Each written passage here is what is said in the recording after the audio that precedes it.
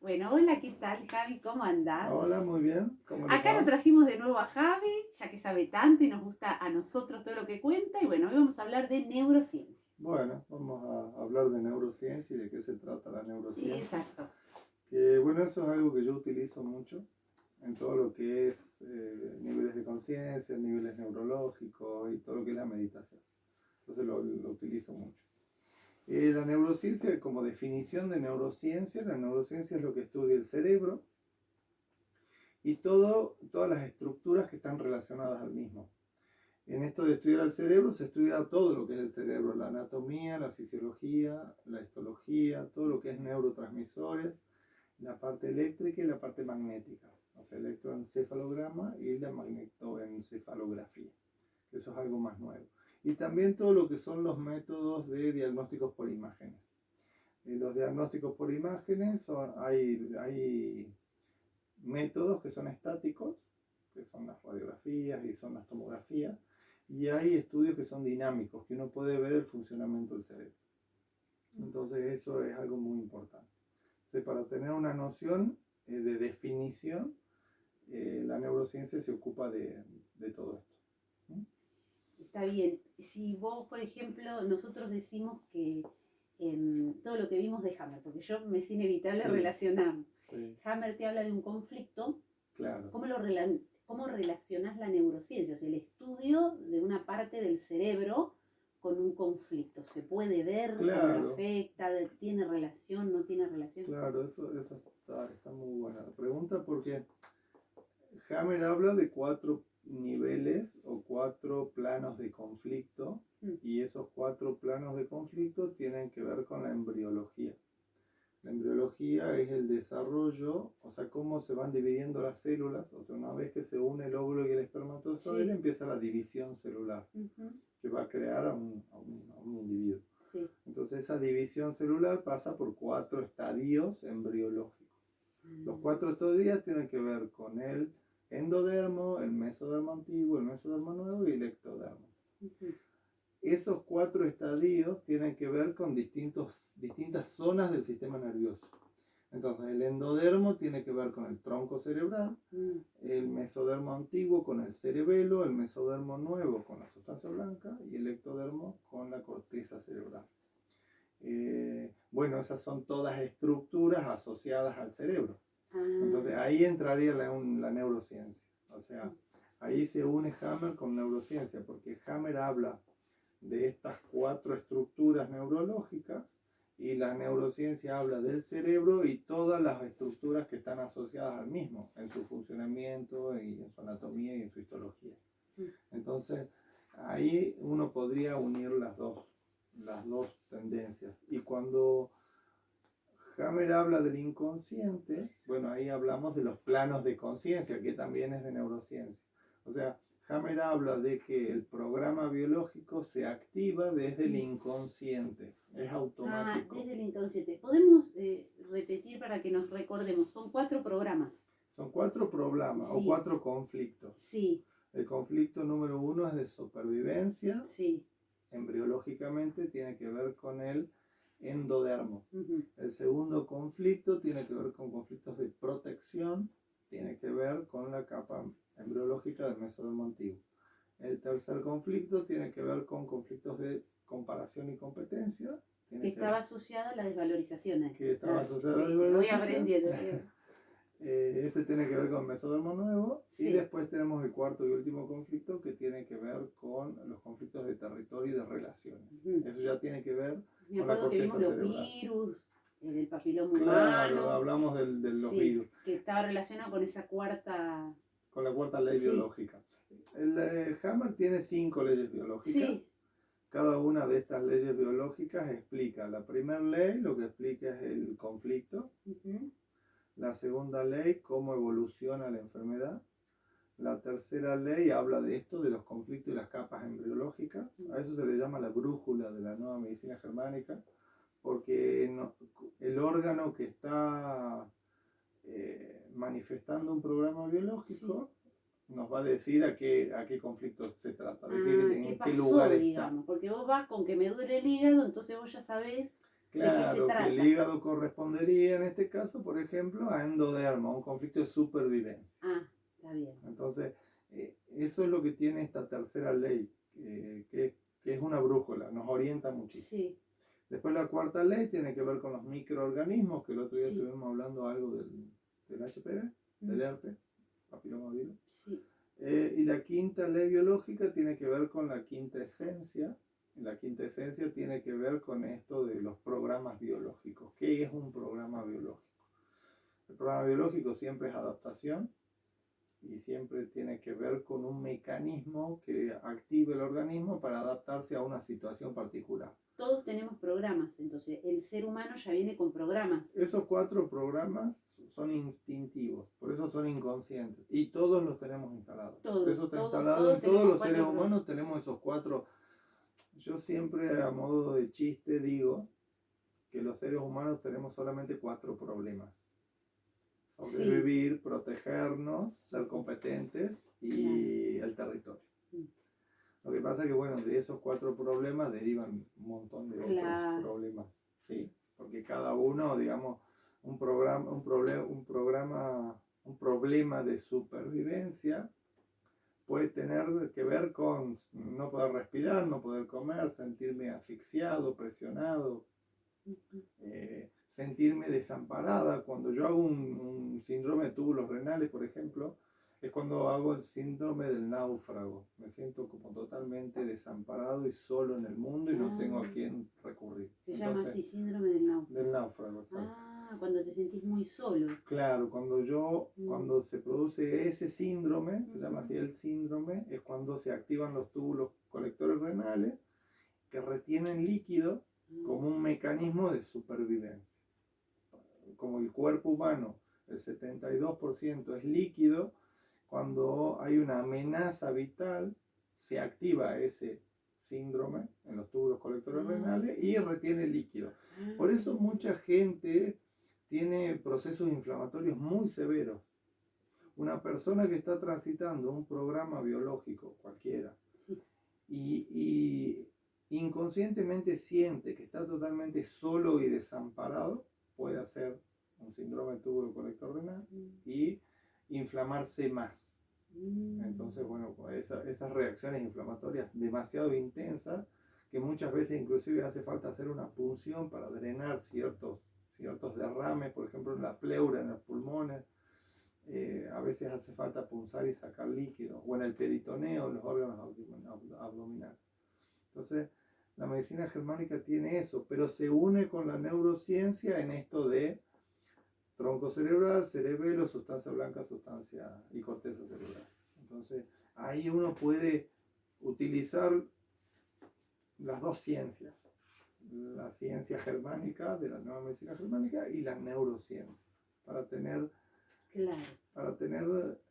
algo más completo. Es como una visión más amplia.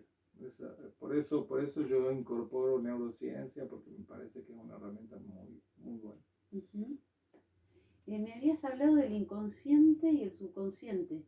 Claro, cuando uno habla... Porque neurociencia, discúlpame, entonces es eso, es la ciencia que estudia toda la estructura, dijiste vos. Sí, la estructura, la función, o sea, todo lo que es la anatomía, la fisiología. La anatomía es la estructura, la fisiología es la función, la histología es a nivel celular. Y todo lo que todo es, entonces, todo, abarca todo. Abarca todo. Y la neurociencia además tiene muchas ramas. Neurociencia del diagnóstico, neurociencia del comportamiento, neurociencia social, neurociencia de la educación, la neurociencia, digamos, abarca todos los aspectos de la vida humana. Es como el comportamiento, se estudia el comportamiento del ser humano, de dónde viene ese comportamiento. Claro, porque el comportamiento viene de nuestro sistema nervioso. Nuestro sistema nervioso es el que ejecuta todas las acciones. Piensa, relaciona, proyecta, inventa, además de moverse y de ejecutar la acción. Entonces la neurociencia estudia todo, o sea, todo lo que es lo cognitivo del conocimiento, todo lo que es el comportamiento, lo que es el movimiento, la acción, o sea, abarca todas las áreas de la vida humana. Entonces es muy amplia la neurociencia. Entonces la neurociencia, cuando uno la aplica, la puede aplicar al trabajo, al deporte, a la relación, ¿sí? Entonces eso tiene de bueno la neurociencia, Sí. que uno la puede aplicar a todo. Antes del inconsciente y el consciente, Sí. la diferencia de los hemisferios, de las funciones que tiene Sí. cada hemisferio así sencillamente, porque Claro. como nosotros hacemos meditación, Ujú. sé que es interesante, porque uno además lo puede desarrollar más, Sí, tiene que ver con el desarrollo, sí. sobre todo el del derecho. Claro, tenemos dos hemisferios cerebrales, el Sí. hemisferio cerebral derecho y el hemisferio cerebral izquierdo. El hemisferio cerebral derecho tiene que ver más con lo artístico, con el arte, con la creatividad, con la imaginación, con la proyección. Tiene Con la que, intuición, con en la realidad tiene que ver con la con la intuición, intuición, que ese exactamente. sentido está bueno. Porque, Sí. El hemisferio izquierdo es más lógico, es más claro, matemático, es más claro, racional, es más lineal. sí. El hemisferio derecho es más abstracto, el hemisferio izquierdo es más concreto. Ujú. Por lo general el hemisferio derecho prevalece más en la mujer. El Ah, hemisferio izquierdo es más ah, masculino, es más lógico, más racional, más lineal. ah, El hemisferio derecho es más femenino, ujú, es más abstracto, el claro, arte, la proyección, sí. la intuición. Cuando uno medita, en realidad lo que estás haciendo es incrementar el desarrollo del derecho. Estás utilizando Claro, más el hemisferio derecho. claro, ¿Sí? Cuando vos estás haciendo un cálculo matemático o estás haciendo algo en el cual vos estás usando la mente racional, estás usando el hemisferio izquierdo. Y si estás imaginando o creando algo, o haciendo una meditación, una introspección, ya estás activando más el hemisferio cerebral izquierdo. Eso, por ejemplo, se puede ver en los estudios de tomografía axial computada del cerebro, en los estudios funcionales. Hay estudios que miden la actividad cerebral ah, en el momento en el cual vos estás haciendo una actividad. qué bueno. Entonces, si vos estás haciendo si yo me acuesto en una camilla y entro en un tubo de tomografía, Sí, de un tomógrafo funcional, lo que hace el aparato es ver qué hemisferio está funcionando. claro. Entonces, por ejemplo, si la persona entra en el estudio relajado, con música tranquila, en un estado meditativo, en la imagen que aparece, la neuroimagen que se ve en el monitor, es a predominio del hemisferio derecho. Se ve que está funcionando más el hemisferio derecho. Ahora, si la persona está nerviosa, inquieta, miedosa y está pensando y sí, no, y dudando, cuando uno ve la neuroimagen en el escáner, se ve más hemisferio izquierdo. Sí.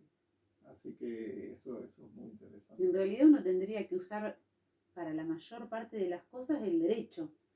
Y para lo elemental, o sea, para el trabajo, o sea, lo básico sería el izquierdo. Y si no, uno Claro, está muy mental todo el tiempo y no tendría que hacer, entonces la meditación no tendría sentido. claro, lo que pasa es que si yo soy muy racional, Claro, muy lógico, o sea, si yo soy una persona que está todo el tiempo midiendo, poniéndole juicio a las cosas y estoy usando más el hemisferio izquierdo. Entonces estoy desarrollando más ese hemisferio.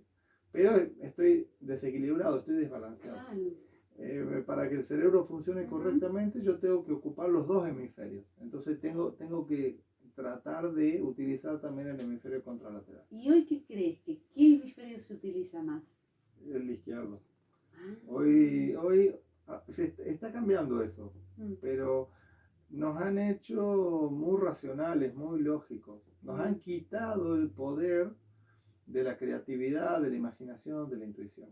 Porque un ser humano creativo, intuitivo, es un ser humano mucho más expansivo. El ser humano más racional, más lógico, más lineal, está limitado y condicionado por sus conocimientos, claro. justamente. En cambio, una persona que logra desarrollar más su hemisferio derecho tiene una conciencia mucho más amplia, mucho más expansiva y puede conectarse con otros niveles de conciencia. Entonces, obviamente, saber sumar y restar tiene su utilidad, pero no es solamente eso. Entonces uno tiene que darse cuenta que el hemisferio izquierdo también como lógico, como racional, tiene su utilidad, pero uno tiene que también empezar a desarrollar más esto del hemisferio derecho, Y en lo que que es la se creatividad. desarrollaría con la meditación, ¿o hay alguna otra técnica? Claro, con la meditación, con la introspección, con prácticas de yoga. O sea, cuando uno, porque el hemisferio izquierdo, al ser más lógico y más racional, tiene que ver más con lo externo. El hemisferio derecho, al ser más intuitivo, más abstracto, tiene que ver con lo interno. Yo creo que lo que usamos todos estos últimos años, todos los años, años y años y años, fue el izquierdo, porque permitimos que desde afuera Claro, nos indicaran qué estaba bien, qué estaba mal, en qué creer, en exactamente. qué no creer, cómo te curo, cómo no te curo.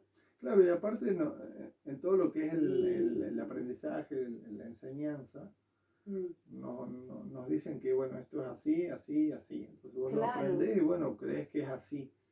Pero hay infinitas posibilidades de crear algo nuevo.